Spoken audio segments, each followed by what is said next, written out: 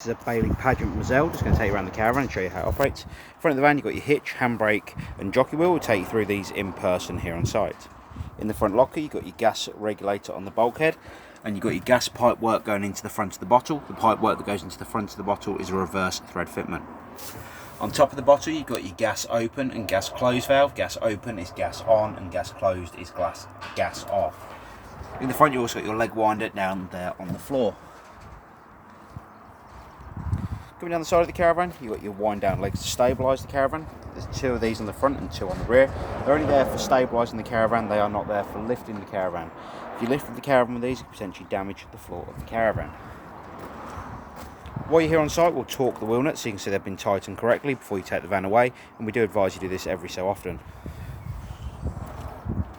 Fresh water that goes in the side of the van here has to come out somewhere, and there's two grey pipes down the side of the van. So you'll have two bits of grey pipe work that go into the larger diameter holes, and that water will drop down inside the waste master that sits below the drain down vent, or the water vent outlet, sorry. The cover you see here needs to be removed before you ignite anything on gas inside of the caravan. So you remove this cover. Essentially that's the flue for the heating and hot water systems. You've then got your water connection on the side of the van, so this connection here at the bottom, you pull it out by pulling back the blue trigger and push it in by pulling back the blue trigger. In the top you've got your water filter, and then on the right hand side here you've got your dog shower. The water pipe itself drops down inside the aqua roll, and I'll show you how to fill the system once we go inside the van. Inside of the van you've got your toilet flush tank. You'll open this up and you'll put 3.5 litres of water in here and a cap full of the pink fluid prior to use. Then in the bottom you've got your toilet waste cassette. Orange handle on the bottom, you'll pull the handle up and pull the cassette towards you. On the front there'll be a neck that you turn out 90 degrees, tip the waste away. And on the back of the cassette there'll be an orange button that you press in when you're tipping the waste away so it doesn't spit and splatter back at you.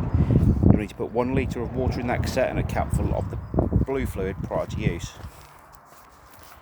On the back of the van again, you've got your two wind down legs, as you can see here. Again, they are only there for stabilising, not lifting the van. Like I said, if you lifted the van with these, it could potentially damage the floor of the caravan. Coming down the side of the van, you've got your fridge vents.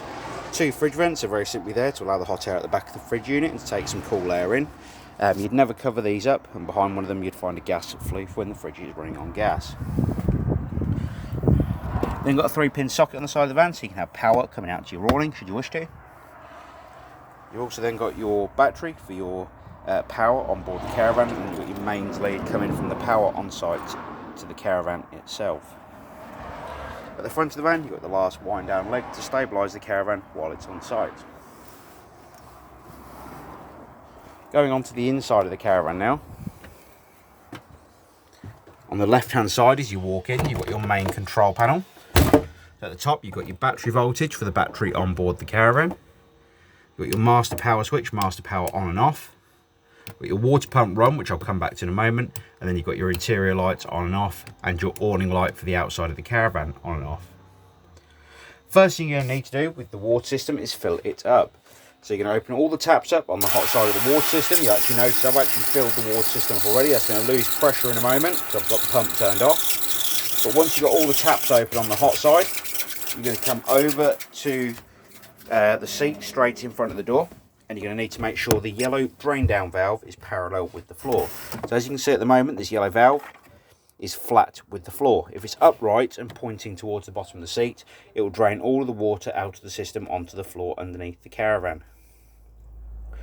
Once that yellow valve is shut and all the taps are open on the hot side, you can come back over to the control panel by the door and turn on the water pump. Once the water system is full and you've got water running out of every tap continuously on board the caravan, you can then shut all of the taps back off. So as you can see, we've now got water running continuously. So we'll shut all of these taps back off, and then I'm going to show you how to warm the water up. Now you may have seen some steam come up there because I've got the hot water turned on. It has been on for a little while. It does take about 45 minutes to an hour to warm up. So on the front of the cabinet where we've just been, where we've got the water tank in, just down here on the front, you've got your hot water on or off on electric. So you need to have that on for the hot water system to warm up on the electric water supply. To the left hand side, you've got your option to run gas. So you'd need to have your gas bottle turned on in the front locker. You'd spin this outer grey dial round to the flame symbol just here. The green light that's here is the indicator to let you know it has ignited on gas. Now in a moment it's going to fail to ignite on gas. So in a second it will appear red in there as well. And when it appears red, that means it has failed to ignite. There we go, there's your red light just appeared. You can just about see it there, just on the corner. On the gas hot water, you can actually control the water temperature between 30 and 70 degrees. And whichever number you've got above the green light is the water temperature it will warm up to on gas. We do advise if you're showering on board the caravan and you're on a mains powered site and you're using the switch here, to use the gas to boost the water system while you're showering, as it won't warm up quick enough on the electric on its own. So that is your electric and gas water heating. We're now going to come to the electric heating for the caravan. So the heating is done by this heater down here. On the wall here, you've got an electric power switch, so you need to have this switch on. You're then going to use the dial that's on the wall to select either 500, 1000 or 2000 watts. Now what that relates to is the power coming into the caravan from the caravan site you're on. You'll then be able to control the temperature of the heater on the dial in the centre here between 1 and 9. Here on site we can run a maximum of 500 watts to each caravan, so that's what we're running now. However, some sites may have the option to run 2000 watts of power into the caravan. Best way to find out what to set this to is by asking the site office when you arrive on your holiday. You'll notice when I turn this switch off, the green light that was in there has now disappeared, and when I turn it back on, the green light reappears. So that is basically your isolated switch for the heating itself. You can also run the heating on gas. So the dial on the right hand side top of the heater is your option to run gas. So you spin the dial around between 10 and 9, hold down the gas valve and it will self-ignite on gas. Once you've got a pilot light in this window down the front, you can slowly release the gas valve after 5-10 seconds of it being ignited. You'll be able to control the temperature of the heater on the dial on top. To isolate the gas supply, you'll spin it back to the 0 position on top. You can also use the caravan on blown air heating on this particular van. So you've got around the van these little white vents that allow the heat to come out of these vents. The dot in the centre allows the heat to come out the front of the heater. The wave symbol on the left hand side here allows the heat to come out the vents around the caravan once it's warmed up. And on top you've got a fan speed control, a bit like you've got in your car.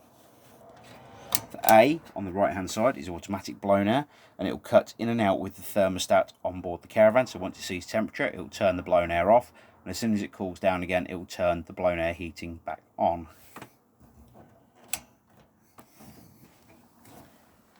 Coming over to the fridge now. The fridge is very simple to use. You have a dial on the left hand side just here that allows you to select the power source. So you've got off in this position here, you've got gas, and to ignite it on gas it will self-ignite, but you need to hold in the gas valve, and once it's ignited on gas this little red line here will come round into the green.